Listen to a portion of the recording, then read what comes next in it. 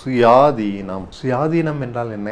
சுதந்திரம். சுயாதீனம் என்றால் விடுதலை, கட்டுப்பாடற்ற விடுதலை. எந்த வகையிலுமே கட்டுப்பாடு இல்லாத கூண்டு திறக்கப்பட்ட கிளி சரகடிச்சு அது சந்தோஷமா பறக்கலாம்.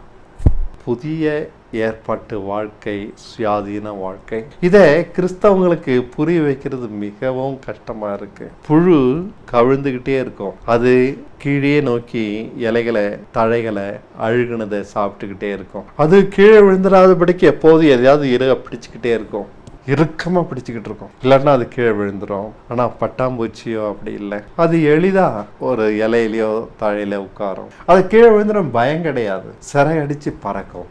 ஏன்னா அதுக்கு கீழே விழக்கூடிய வாய்ப்பே இல்லை.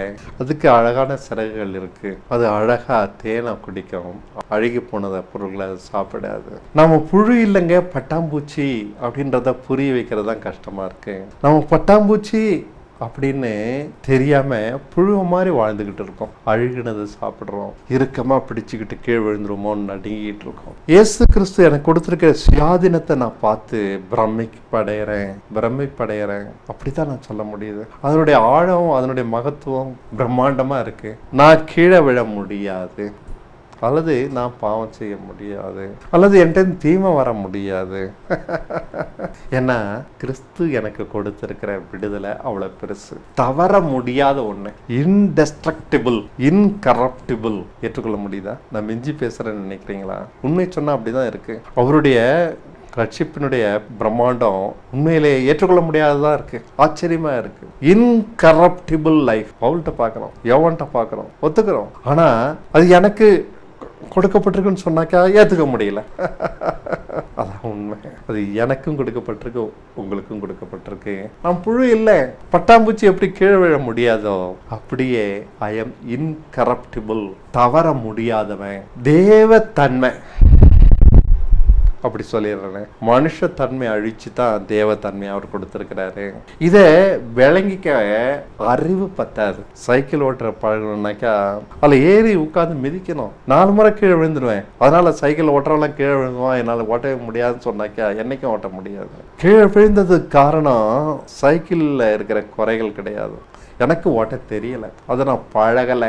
சரியா பழகிட்டேன்னா நானும் கீழே விழாம ஓட்டுவேன். இதுதானே சரியான வாதம்? இல்லை, அந்த சைக்கிளை செஞ்சவே தப்பு, அது கீழே விழுற மாதிரி செஞ்சிருக்கான், அதுக்கு முன்னாடி 4 சக்கரத்தை வைக்கணும், பின்னாடி 4 சக்கரத்தை வைக்கணும், அப்பதான் நான் கீழே விழாம ஓட்டுவேன்னு சொன்னா எப்படி?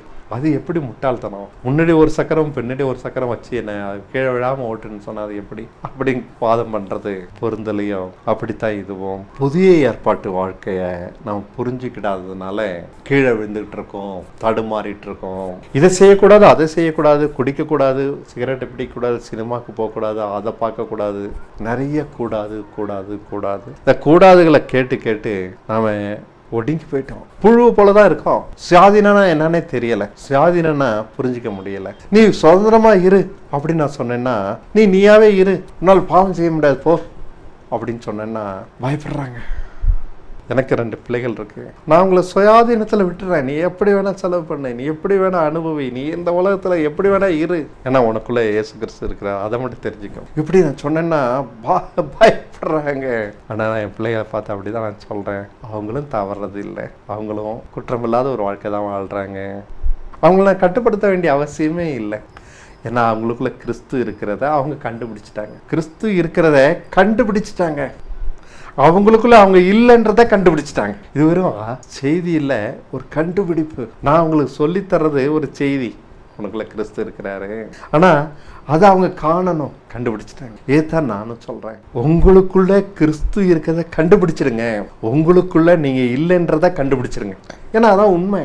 உங்களுடைய வாழ்க்கை உங்களுடைய இல்லைன்றத கண்டுபிடிச்சிருங்க, உங்களுடைய வாழ்க்கை முழுக்க கிறிஸ்துனுடையதுன்றத புரிஞ்சுக்கோங்க. எந்த சூழ்நிலையிலையும், எந்த பிரச்சனையிலையும், எந்த தேவையிலையும் அது கிறிஸ்துனுடையதும் வாமா ஒழிய உங்களுடையது இல்லை. எந்த பிரச்சனைக்கும், எந்த தேவைக்கும், எந்த கவலைக்கும், எந்த சூழ்நிலையிலும் அவர்கிட்டத்திலிருந்து தக்க உதவி கிடைச்சா தான் நாம அது தீர்க்க முடியும். அது பெருசா இருக்கட்டும், சின்னதா இருக்கட்டும், அவர் அதை கையாண்டா தான் நாம் அதை சரியா செய்ய முடியுது. நாம முழுக்க நம்முடைய வாழ்க்கையை எடுத்து முழுக்க நம்ம கையில வச்சுக்கிட்டு ஆண்டவரே இந்த பிரச்சனையை நீங்கள் செய்யுங்க, இந்த ஒரு பிரச்சனை நீங்கள் செய்யணும், ஒன்று ரெண்டை மட்டும் கடவுள்கிட்ட காமிச்சிட்டு மற்ற எல்லாத்தையும் நாமளாகவே செயல்படுத்திக்கிட்டு இருக்கோம். நாம் வாழ்கிறோம்.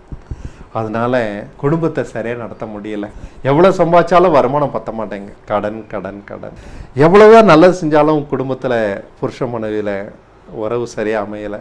எப்போ பார்த்தாலும் சண்டை. என்னதான் புத்தி சொன்னாலும் பிள்ளைங்க கீழ்ப்படிய மாட்டேங்கிறாங்க. வீணாக செலவு பண்ணுறாங்க, நேரத்தை செலவு பண்ணுறாங்க, பொறுப்பாக இருக்க மாட்டேங்கிறாங்க, புரிஞ்சுக்கிட மாட்டேங்கிறாங்க யாரும். என்ன, நான் தேவனுக்கு செய்திருக்க விடுதலையே புரிஞ்சுக்கிடலை, நான் சத்தியத்தை புரிஞ்சுக்கிடலை, நான் ஒரு பட்டாம்பூச்சின்றத புரிஞ்சுக்கிடலை, நான் இல்லை கிறிஸ்து ஒருத்தரே எனக்குள் பிழைச்சிருக்கிறான்றதை புரிஞ்சுக்கிடலை, நான் எல்லாத்தையும் கட்டி பிடிச்சி வச்சுக்கிட்டு மற்றவங்களாம் புரிஞ்சுக்கிடவே இல்லைன்னு சொல்லி அவங்க நிம்மதியும் குலைச்சி ஏன் நிம்மதியும் குலைச்சி சமாதானம் இல்லாமல் வாழ்ந்துக்கிட்டு இருக்கோம். நான் புரிஞ்சுக்கொள்ளாத வரைக்கும் மற்றவங்க புரிஞ்சுக்கிட மாட்டாங்க, நான் கீழ்ப்படியாத வரைக்கும் மற்றவங்க கீழ்ப்படிய மாட்டாங்க. இதுதான் ரூல். நான் அன்பா இல்லாத வரைக்கும் மற்றவங்க அன்பா இருக்க மாட்டாங்க, நான் நீதியா நடக்காத வரைக்கும் மற்றவங்க நீதியா நடக்க மாட்டாங்க, நான் உண்மையா இல்லாத வரைக்கும் மற்றவங்க உண்மையா இருக்க மாட்டாங்க, நான் மாய்மாலம் பண்ணா மற்றவங்களும் மாய்மாலம் பண்ணுவாங்க என்கிட்ட, நான் எப்படி நடக்கிறேனோ அப்படிதான் எனக்கு செய்யப்படும், நான் ஏமாத்தினேன்னா நான் ஏமாத்தப்படுவேன், நான் அன்பா இருந்தேன்னா அன்பு எனக்கு கிடைக்கும், நான் புரிஞ்சுக்கிட்டாக்கா மற்றவங்களும் என்னை புரிஞ்சுக்கொள்வாங்க, நான் எவ்வளவு தூரம் தாழ்மையா இருக்கிறேனோ அந்த அளவு மற்றவங்களும் என்கிட்ட தாழ்மையா இருப்பாங்க, பொறுமையா இருப்பாங்க, நான் பணிஞ்சு போக பழகிட்டேன்னா மற்றவங்களும் எனக்கு விட்டு கொடுக்க பழகிடுவாங்க.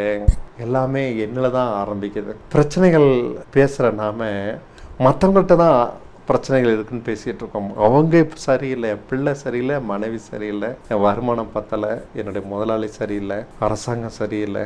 பிரச்சனைகள் வெளியில் இருக்கிறதா தான் பேசிகிட்டு இருக்கோம். இல்லை, பிரச்சனைகள் என்னிடத்துல தான் ஆரம்பிக்குது. நான் எப்படி இருக்கிறேனோ அப்படித்தான் எனக்கு செய்யப்படும். அன்பாக இருந்தால் நான் அன்பு, பலர் என்ற அன்பு செலுத்துவாங்க, நான் அன்பு செலுத்த செலுத்த எல்லாரும் என்ன நேசிக்க ஆரம்பிப்பாங்க. நான் மற்றவங்களை குற்றம் சொல்லிட்டே இருந்தேன்னா என்கிட்ட இருக்க குற்றங்கள் அதிகமாகும். நான் மற்றவங்களை நியாயம் தீர்த்தேன்னா நான் அதே தவறுகளை செஞ்சு நியாய தீர்ப்புக்கு தகுதியானவனா இருப்பேன். என்ன முதல்ல பார்ப்போம், மற்றவங்களை பார்க்கறத நிப்பாட்டுவோம், மற்றவங்களை மேலே குற்றம் சொல்றதை நிப்பாட்டுவோம், குறை சொல்றதை நிப்பாட்டுவோம். எல்லாத்துக்கும் காரணம் நான் அன்பா இருப்ப பார்க்குறேன், நான் சத்தியத்தை புரிஞ்சு கொள்றதுக்கு முயற்சி பண்றேன், எனக்குள்ள இருக்கிற கிறிஸ்துவ நான் கண்டுபிடிக்கிறேன், நான் இல்லைன்றதை புரிஞ்சுக்கிட்டு அடங்க பார்க்குறேன். பிரச்சனைகளோட நான் போராடுறது இல்லை, அடங்கிடுறேன். ஆண்டவரே இந்த பிரச்சனைகள்லாம் உம்முடையது, இந்த வாழ்க்கை உம்முடையது, இவ்வளவுதான். நம்ம கற்றுக்கொள்ள வேண்டியதே இவ்வளவுதான். ஏனே நான் இல்லை, கிறிஸ்து ஒருவரே என்னில் பிழைத்திருக்கிறார். இதுதான் வேதம். பைபிள்லேருந்து இந்த ஒரு பகுதியை எடுத்து போட்டுட்டீங்கன்னாக்கா பைபிளில் எதுவுமே இல்லை. பைபிள் முழுக்க சொல்ல விரும்புறது எல்லாமே இந்த ஒரு வார்த்தை தான். இதுதான் பலவிதமான வார்த்தைகளால் பல இடங்களில் சொல்லப்பட்டிருக்கு. அவரோட கூட சிலையில் அறையப்பட்டிருக்கோம், அவர் தான் அவரோட கூட உயிர்த்தெழுதப்பட்டிருக்கோம், கிறிஸ்துவே நம்மளை பிழைத்திருக்கிறாரு, கிறிஸ்துவனுடைய பூரணம் நமக்குள்ள இருக்கு, செத்த கிரியிலார அவர் நம்மளை சுத்திகரிச்சிருக்கிறாரு, சகல ரத்தம், இயேசு கிறிஸ்து ரத்தம் சகல பாவம் நீக்கி சுத்திகரிக்கும். நீக்கி சுத்திகரிச்சதுக்கு அப்புறம் எப்படி இருப்பேன் நான்? இயேசு கிறிஸ்து மாதிரியே இருப்பேன். சகல பாவம் நீக்கி சுத்திகரிச்சதுன்னா இயேசு கிறிஸ்துவே எனக்காக பிழைக்கிறாரு. பலவித வார்த்தைகளால இந்த ஒன்று தான் சொல்லப்படுது, நான் இல்லை இல்லை இல்லை இல்லை இல்லை இல்லை. இதை கற்பனை பண்ணிக்கோங்க, அது பேர் தான் விசுவாசம். நான் இல்லைன்றது எல்லா சூழ்நிலையிலையும் புரிஞ்சுக்கிட்டோம்னா இந்த வாழ்க்கை மேலே இருக்கிற பிடியை நம்ம விட்டுடுவோம். நம்ம இருக்க பிடிக்க வாழ்க்கை பாரமாக இருக்குது, வாழ்க்கை தாங்க முடியாததாக இருக்குது, சகிக்க முடியாததாக இருக்குது, ஏற்றுக்கொள்ள முடியாதா இருக்கு. பலர் தற்கொலை பண்ணிக்கிறாங்க. அது போற போக்க கட்டுப்படுத்த முடியல. நான் விரும்பாதெல்லாம் நம்மளோட வாழ்க்கையில் நடக்குது. விட்டுடுங்க. இந்த வாழ்க்கை உங்களோடது இல்லைன்றது விட்டுடுங்க. உங்க கனவுகள்லாம் நொறுக்கப்படுது, விட்டுடுங்க. ஏன்னா அது உங்களது இல்லை, கிறிஸ்துனுடையது இந்த வாழ்க்கை. அவர் இஷ்டப்படி அதை வாழ்ந்துட்டு போட்டோம். என் கனவுகள் தான் நொறுங்கிட்டு போட்டோம், என் ஆசைகள் தான் நொறுங்கிட்டு போட்டோம், என்னுடைய எதிர்பார்ப்புகள்லாம் இல்லாம போட்டோம். நான் மறிச்சு போயிட்டேன்பா, செத்து போனவன். என்னோட கூட அவன் எதிர்பார்ப்பு செத்து போச்சு. எந்த எதிர்பார்ப்பும் இல்லை இப்போ, எந்த ஆசையும் இல்லை இப்போ. எது நடந்தாலும் அவரால் நடக்குது, அது எனக்கு போதும். இதை நீங்கள் புரிஞ்சுக்கலங்க. எது நடந்தாலும் அவரால் தான் இது வரைக்கும் நடந்திருக்குது. நம்ம புரிஞ்சுக்கிட்டோம்னா அவரோட கூட இணைஞ்சு வாழ முடியும். அவரோட கூட நம்ம போராட வேண்டாம். அவர் எப்படி வேணா நடத்துங்க. விட்டு கொடுத்துட்டோம்னா, இனி நான் இல்லை அப்படின்னு புரிஞ்சுக்கிட்டு விட்டு கொடுத்துட்டோம்னா, இந்த வாழ்க்கை தான் பரலோக வாழ்க்கை. அதை புரிஞ்சுக்கலாம நான் இருக்கிறேன்னு நினைச்சு என்னோட வாழ்க்கையை கையில சுமக்கிறதுனால இந்த வாழ்க்கைய, இந்த பரலோக வாழ்க்கையை நரக வாழ்க்கையா ஆக்கிக்கிட்டு இருக்கோம். வேண்டாம், எந்த கற்பனையும் வேண்டாம், எந்த கட்டுப்பாடும் வேண்டாம். சுயாதீனமா இருங்க. ஏன்னா நீங்க பாவம் செய்ய முடியாது. எவ்வளவுதான் நெருக்கப்பட்டாலும் நீங்க பொய் சொல்ல முடியாது. ஏன்னா பொய் சொல்ல வேண்டிய அவசியம் இல்லை. கிறிஸ்து தானே உங்களுக்காக பழிச்சிருக்கிறாரு. யாரையும் நீங்க ஏமாற்ற வேண்டாம், யாரையும் பொருளையும் கையெடுக்க வேண்டாம். எவ்வளவுதான் நீங்க கசக்கப்பட்டாலும் உங்களால பாவம் செய்ய வேண்டிய சூழ்நிலை இருக்காது. உங்களோட சூழ்நிலைகள் எவ்வளவு தூரம் பொல்லாதா இருந்தாலும் அதுல இருந்து தப்பி கொள்ளும்படிக்கான ஒரு வழி ஏற்படுத்தப்படும். கிறிஸ்து உங்களை நடத்துறதுனால. உங்களுடைய மேலான அதிகாரிகள் உங்களை கொடுமைப்படுத்துறாங்களா? முன்னாடி பயப்படுவோம், இப்போ பயப்பட வேண்டாம். என்ன, இந்த வேலை கொடுத்தது அவரு, இந்த வேலையை செய்யறதும் அவரு. அவர் பார்த்துக்கிறாரு. வேலை நிறைய கொடுக்குறாங்க, என்னால் சமாளிக்க முடியல, அது செய்யத்தக்க ஞானம் எனக்கு இல்லை. பயப்பட வேண்டாம். வேலை கொடுத்தது அவர், அதுக்கு வேண்டிய ஞானத்தையும் கொடுப்பார், அதுல தப்பிக்கொள்ள வழியும் கொடுப்பார். எவ்வளவுதான் அவங்க கிட்ட நிர்பந்திச்சாலும் அந்த வேலையை அவர் செய்யறதுனால செஞ்சு முடிச்சிடுவார். வெளியில வந்துடுவோம் நாம ஏதேனும் ஒரு வழியில. நம்மளால முடியாத ஒன்றை தேவன் நம்ம மேல வைக்க மாட்டார். அதனால நாம் யாரையும் ஏமாற்ற வேண்டாம், திருட வேண்டாம், பொய் சொல்ல வேண்டாம். பாவம் நமக்கு அவசியம் இல்லாம போயிடுது. அதான் நான் சொல்ல வரேன். நம்ம இச்சிக்க வேண்டாம். ஏன்னா இந்த வாழ்க்கை என்னுடையது இல்லை. மற்றவெல்லாம் நல்லா இருக்கிறான், மற்றவனுக்கெல்லாம் எல்லாம் நல்லா நடக்குது, நடந்துட்டு போட்டுவேன்.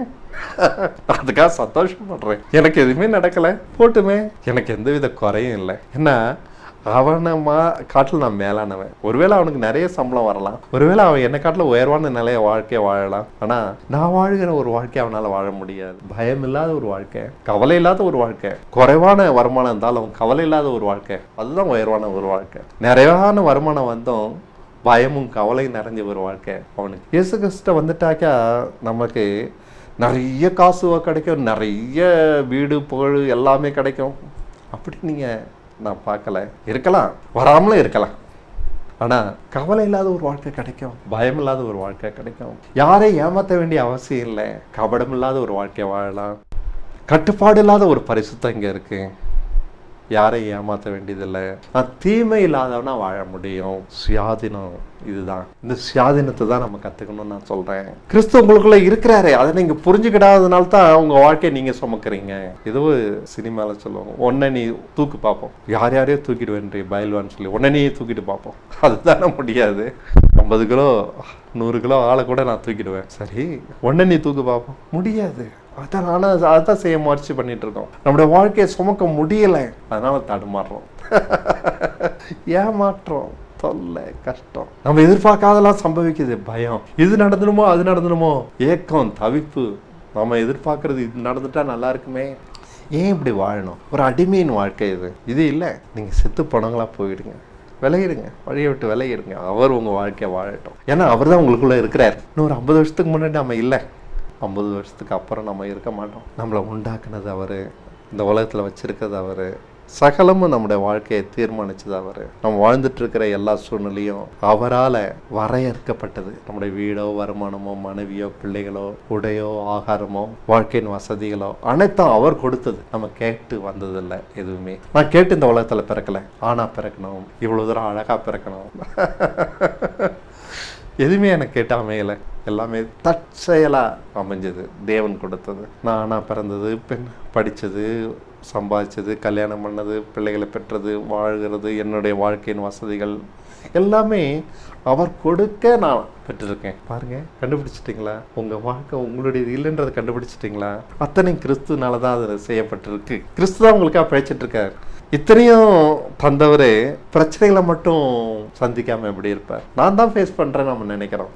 அதான் உண்மை. நாம தான் ஃபேஸ் பண்றோம். பண பிரச்சனையை சந்திக்கிறோம், இச்சைகளோட போராட வேண்டியது இருக்கு. ஆனா இந்த ஞானத்தை கத்துக்கோங்க. இது ஒரு ஞானம். நான் இல்லை, அவர் தான் பிழைச்சிருக்கிறாரு. இத்தனையும் தந்தவர் பண பிரச்சனை அவர் தான் சந்திக்க போறாரு. நீங்க பார்த்து, நான் இல்லை, இந்த பிரச்சனை உங்களுது, கொடுத்துட்டு பேசாம இருங்க, இந்த வாழ்க்கை உங்களுது. இதைத்தான் நான் புரிஞ்சுக்கிட்ட சொல்றேன். இந்த வாழ்க்கை என்னுடையது இல்லை, இது உங்களுதுன்னு புரிஞ்சுக்கிட்டு அடங்கி போயிடுவோம். நம்மளோட ஆசைகளை, இச்சைகளை, தந்திரங்களை, சுய புத்தியை உபயோகிக்க வேண்டாம். இதை கலந்துட்டோம்னா, சுய புத்தியை கலந்துட்டோம்னா, நம்முடைய தந்திரங்களை உபயோகிச்சிட்டோம்னா அந்த பரிசுத்தம் கலைஞ்சு போயிடுது. எவ்வளவுதான் நெருக்கப்பட்டாலும் அவரால் இந்த வாழ்க்கையை வாழும்போது நெருக்கத்திலிருந்து வெளியில தப்பிக்கொள்ளும்படியான ஒரு போக்கை அவர் உண்டாக்குவார். எவ்வளவுதான் சோதிக்கப்பட்டாலும் ஒரு நிச்சயம் தப்பிக்கொள்ளும்படியான ஒரு போக்கை அவர் உண்டாக்குவார். நம்முடைய புத்தியை உபயோகிச்சோன்னா அந்த போக்கு கிடைக்காது. பிரச்சனைகள்ல கையை வச்சோன்னா ஒரு பிரச்சனை 10 பிரச்சனை ஆயிடும். ஒரு பொய் சொல்லணும்னா அது நியாயப்படுத்த 10 பொய் சொல்ல வேண்டியது வரும். இப்படித்தான் நாம தவறா வாழ்ந்துகிட்டு இருக்கோம்.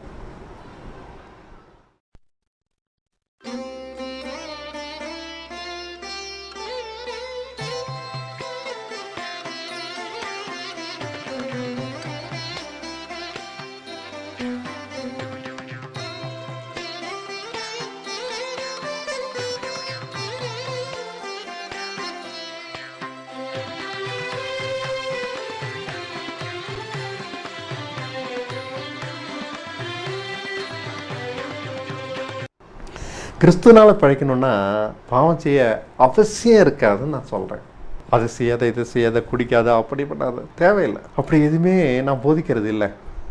ஏன்னா கிறிஸ்துனால ஒருத்தன் பழைச்சான்னா அவனுக்கு அதெல்லாம் தகுதியா இருக்காது. அவனால விபச்சாரம் பண்ண முடியாது. அவனால எந்த பாவம் செய்ய வேண்டிய அவசியம் இருக்காது. அவன் ஒரு சுயாதீனனா இருப்பான். அவனுக்குள்ள பொருளாசை இருக்காது. நிறைய பொருள் வச்சிருக்கிறவனை காட்டிலும் இவன்கிட்ட சந்தோஷம் பொருகி இருக்கும், அமைதி நிறைஞ்சிருக்கும். வீடு இல்லாம வசதி இல்லை, நடுத்தரில் தான் நிற்கிறான். ஆனால் மன நிறைவான ஒரு வாழ்க்கையை வாழ்ந்துட்டு இருப்பான். எல்லாமே வச்சிருக்கிறவன் பயத்தோட இருக்கிறான். யார் பெரியவன்? பொருளாசை இல்லாதவன் தான் பெரியவன். அமைதி, நிம்மதி எது இல்லாட்டினாலும் கிறிஸ்துனால நம்மளுக்கு இருக்கு. கிறிஸ்து ஒருத்தர் தான் பழிச்சிருக்கான்ற கண்டுபிடிச்சுக்கோங்கன்னு தான் நான் உங்களுக்கு சொல்றேன். ஏன்னா நீங்க கிறிஸ்துனால தான் உண்டாக்கப்பட்டு இது வரைக்கும் வாழ்ந்துட்டு வரீங்க. நீங்க வாழல, யோசிச்சு பாருங்க. இது வரைக்கும் வாழ்க்கையில் நடந்து எதுவுமே நீங்க கேட்டு நடந்தது இல்லை. நீங்க எதிர்பார்க்காத காரியங்கள் தான் உங்களுக்கு நடந்து நீங்க இந்த நிலைமைக்கு வந்திருக்கீங்க. நம்ம படிச்சதோ, வேலை பார்க்குறதோ, அதில் உயர்வா அடைஞ்சதோ, வீடு கட்டினதோ, கல்யாணம் பண்ணதோ, பிள்ளைகளை பெற்றதோ, இது வரைக்கும் வாழ்ந்த எல்லாமே தற்செயலாக கைகூடி வந்து நடந்தது. என்னோட புத்தி யுத்தியை உபயோகிச்சு என் திறமையினால சம்பாதிச்சது எல்லாம்னு நம்ம நினைச்சோன்னா அதான் முட்டாள்தானா. நான் பலருடைய வாழ்க்கையில பார்த்துருக்கேன். உயர்வானவங்க எல்லாமே தற்செயலா இதெல்லாமே எனக்கு நடந்ததுன்னு தான் சொல்ல கேள்விப்பட்டிருக்கேன். நியூட்டன் கூட அதான் சொன்னாரு. பழம் கீழே வந்தது, நான் கிராவிட்டின்னு ஒரு ஃபோர்ஸ் இருக்குன்னு சொன்னேன், எனக்கு பெரிய ஆள் ஆகிட்டாங்க. ஆப்பிள் கீழே விழுந்ததை பார்த்து கிராவிட்டியை கண்டுபிடிச்சது ஒரு ஆக்சிடென்ட்னு தான் அவர் சொல்றாரு. நான் பெரிய ஆள் கிடையாது. அப்படித்தான் எல்லாமே. கிறிஸ்து என்னை உயர்த்துறதுனால உயர்த்தப்பட்டிருக்கேன். கிறிஸ்து எனக்கு தந்ததுனால எல்லாத்தையும் அனுபவிக்கிறேன். நான் அடைஞ்சது எதுவுமே கிறிஸ்துனால தான். அதனால கிறிஸ்துனாலே பழிச்சிட்டு போயிடுவோம். நன்றி. மற்றொரு தருணம் கிடைக்கும் போது சந்திக்கிறேன். வணக்கம்.